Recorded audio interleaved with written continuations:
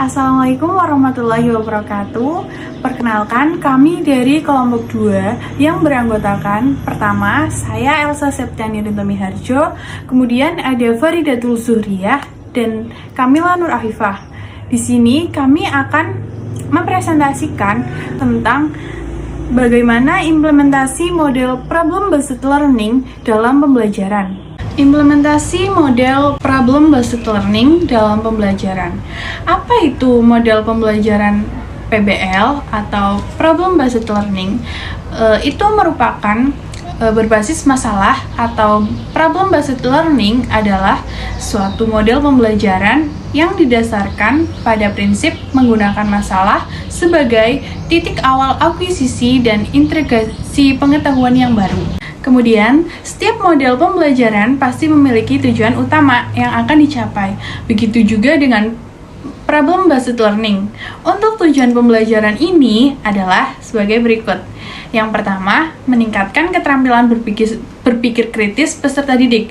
Kemudian, melatih peserta didik dalam menyelesaikan suatu permasalahan secara sistematis, membantu peserta didik dalam memahami peran orang dewasa di kehidupan nyata, mendorong peserta didik untuk menjadi individu yang mandiri dan bertanggung jawab. Dapat disimpulkan bahwa tujuan model pembelajaran ini diharapkan siswa dapat lebih banyak kecakapan daripada pengetahuan yang dihafal, mulai dari kecakapan memecahkan masalah, kecakapan berpikir kritis, dan kecakapan bekerja dalam kelompok. Kemudian ada juga kecakapan interpersonal dan komunikasi, serta kecakapan pencarian dan pengolahan informasi. Di sini saya akan menjelaskan tentang karakteristik problem-based learning menurut Arin Silam Trianto adalah sebagai berikut. 1. Pengajuan pertanyaan atau masalah. Kedua, berfokus pada kaitan antar disiplin ilmu. Yang ketiga, penyelidikan autentik. Yang keempat, menghasilkan produk dan memamerkannya. Dan yang kelima, kolaborasi. Sebagai suatu model pembelajaran, problem-based learning memiliki beberapa kelebihan. Di antaranya, yakni 1. Menantang kemampuan siswa serta memberikan kepuasan untuk menemukan pengetahuan baru bagi siswa. Dan yang kedua, meningkatkan motivasi dan aktivitas pembelajaran siswa. Yang ketiga, membantu siswa dalam mentransfer pengetahuan siswa untuk memahami masalah dunia nyata. Dan yang keempat, membantu siswa untuk mengembangkan pengetahuan barunya dan bertanggung jawab dalam pembelajaran yang mereka lakukan. Di samping itu, PBL dapat mendorong siswa untuk melakukan evaluasi sendiri baik terhadap hasil maupun proses belajarnya. Dan yang kelima, mengembangkan kemampuan siswa untuk berpikir kritis dan mengembangkan kemampuan mereka untuk menyesuaikan dengan pengetahuan baru. Jadi, dapat disimpulkan bahwa dari beberapa kelebihan dan kelemahan model pembelajaran problem-based learning ini diperoleh beberapa nilai pokok yang harus dikembangkan oleh guru dalam menghidupkan suasana pembelajaran. Di sini, guru tidak hanya berperan sebagai subjek utama dalam pembelajaran, tapi di sisi lain, guru harus melibatkan siswa agar kemampuan berpikir kritis siswa dapat berkembang walaupun masih saja dapat dinilai tidak semua materi pelajaran dapat disajikan dalam bentuk permasalahan untuk memperoleh penyelesaian. Tapi, setidaknya dengan bekerja sama dapat menumbuh kembangkan minat dan bakat peserta didik secara tidak langsung. Ya, di samping kelebihan di atas, problem-based learning juga memiliki kelemahan di antaranya. 1. Manakala siswa tidak memiliki minat atau tidak mempunyai kepercayaan bahwa masalah yang dipelajari sulit untuk dipecahkan, maka mereka akan merasa enggan untuk mencobanya. Dan yang kedua, untuk sebagian siswa beranggapan bahwa tanpa pemahaman mengenai materi yang diperlukan untuk menyelesaikan masalah, mengapa mereka harus berusaha untuk memecahkan masalah yang sedang dipelajari, maka mereka akan belajar apa yang mereka ingin dipelajari. Selanjutnya, pada langkah kerja, sintak model problem-based learning dalam pembelajaran adalah sebagai berikut. Yang pertama, orientasi peserta didik pada masalah. Yang kedua, mengorganisasikan peserta didik untuk belajar. Yang ketiga, membimbing penyelidikan individu maupun kelompok. Yang keempat, mengembangkan dan menyajikan hasil karya. Serta yang kelima, menganalisis dan mengevaluasi proses pemecahan masalah. Berikut akan kami sampaikan implementasi model problem-based learning pada materi KD 3.1. yaitu menganalisis gerak pada makhluk hidup, sistem gerak pada manusia, dan upaya menjaga kesehatan sistem gerak untuk kelas 8 semester ganjil di tingkat sekolah menengah pertama. Kami mengambil salah satu ide besar dari hasil diskusi content representation pada KD tersebut, yaitu mengenai struktur dan fungsi rangka. Selanjutnya, untuk pembahasan sintak akan dijelaskan oleh rekan saya. Baik, selanjutnya saya akan menjelaskan untuk implementasi sintak pada model pembelajaran problem based learning untuk KD 3.1.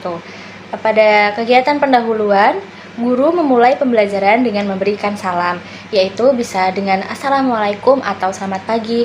Apabila pembelajaran dimulai siang hari, selamat siang. Selanjutnya, guru mengecek kehadiran siswa dengan melakukan presensi dengan diabsen secara satu persatu atau menanyakan siapa yang tidak masuk pada pertemuan hari ini. Selanjutnya, guru mengajak berdoa bersama yang dipimpin oleh ketua kelas. Untuk kegiatan pendahuluan yang terakhir, guru mengkoordinasikan kelas agar siswa siap mengikuti pembelajaran yang akan dilaksanakan pada pertemuan tersebut. Tahap 1, orientasi siswa pada masalah. Kegiatan guru yaitu guru menyampaikan kompetensi, rencana kegiatan, dan indikator pencapaian kompetensi pembelajaran.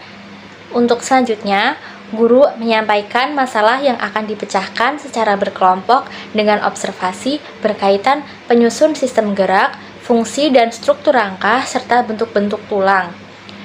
Kemudian, guru juga membagi siswa menjadi beberapa kelompok diskusi. Untuk kegiatan yang dilaksanakan oleh siswa yaitu siswa mengamati dan memahami masalah yang disampaikan oleh guru, baik itu secara langsung maupun dari tayangan video pembelajaran yang diambil guru dari referensi YouTube atau yang siswa peroleh dari bahan bacaan yang disarankan. Bisa juga dengan mengamati torso manusia secara langsung dan mengidentifikasikan. Kemudian, siswa memasuki kelompok yang sudah dibagi oleh guru tersebut. Sintak tahap yang kedua yaitu mengorganisasikan siswa untuk belajar. Kegiatan yang dilaksanakan oleh guru yaitu memfasilitasi LKPD yang akan dikerjakan sesuai indikator pencapaian kompetensi. Guru juga memastikan setiap anggota kelompok memahami tugas masing-masing. Untuk kegiatan siswa yaitu siswa diberikan bimbingan dalam mengerjakan LKPD tersebut. Selain itu, siswa juga berdiskusi dan membagi tugas untuk mencari data atau bahan-bahan maupun alat-alat yang diperlukan dalam menyelesaikan masalah. Sintak tahap yang ketiga yaitu membimbing penyelidikan individu maupun kelompok.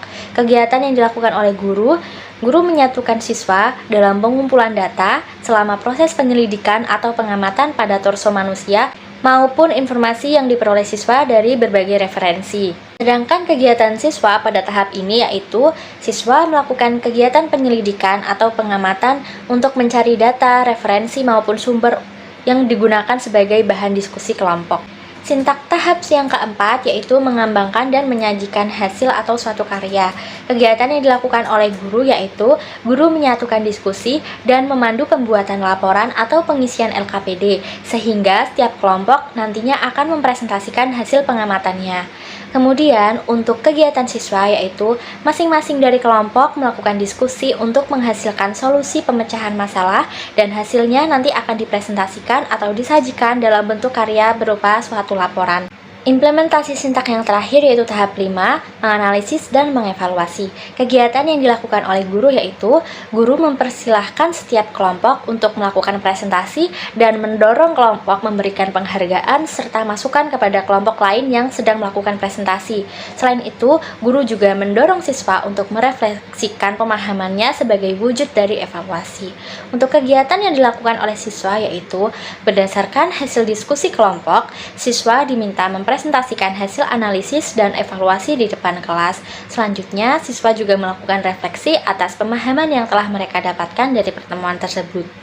Implementasi pada kegiatan penutupnya yaitu guru bersama siswa menyimpulkan kegiatan pembelajaran pada pertemuan tersebut. Selain itu, guru juga memberikan penguatan terhadap materi pembelajaran yang telah dipelajari pada pertemuan. Guru memberikan penghargaan kepada siswa karena telah mengikuti kegiatan belajar dengan baik dan mengakhiri pembelajaran. Selain itu, guru juga menjelaskan untuk materi pertemuan berikutnya.